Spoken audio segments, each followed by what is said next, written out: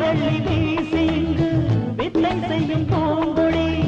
தத்தி தத்தி தாவி வந்து கையில் ஏந்தடி